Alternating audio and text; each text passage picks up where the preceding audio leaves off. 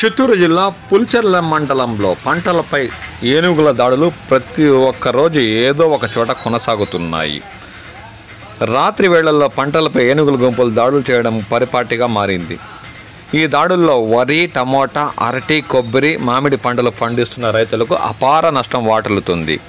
శుక్రవారం రాత్రి పశ్చిమ విభాగం అటవీ ప్రాంతం నుంచి బయలుదేరిన సుమారు 10 ఏనుగుల గుంపు కల్లూరు ఘాటు రోడ్డు సమీపంలోని రిలయన్స్ టవర్ దగ్గరకు చేరుకున్నాయి.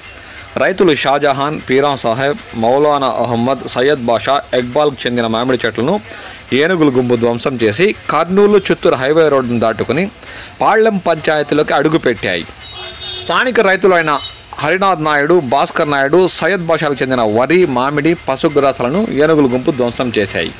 అక్కడి నుంచి కోటపల్లి ఓవర్ హెడ్ ట్యాంక్ వద్దకు చేరుకుని ఘీంకారాలు చేసిన ఏనుగులు దామోదర్, కళావతమ్మ, మురళికి చెందిన మామిడి, పశుగ్రాసాన్ని ధ్వంసం చేశాయి. అక్కడి నుంచి తూర్పు విభాగం అటువైపు అడుగులు వేసిన ఏనుగుల గుంపు మార్గంలోని పలువురు రైతులకు చెందిన మామిడి చెట్లను ధ్వంసం చేసుకుంటూ అడవిలోకి చేరుకున్నాయి. దీంతో స్థానిక రైతులకు తీవ్ర కష్ట నష్టాలు ఎదురవుతూనే ఉన్నాయి. అవి శనివారం పగలంతా చింతలవంక సమీపంలోని సూరప్ప చెరువు వద్ద తిష్ట వేసినట్లు ప్రజలు పేర్కొంటున్నారు. గత కొద్ది సంవత్సరాలలాగా పుల్చెర్ల మండలంలోనే సంచరిస్తున్న ఏనుగులు ప్రతి ఒక్కరోజు ఏదో ఒక చోట తమ దాడుల పరంపరను కొనసాగిస్తూనే ఉంది.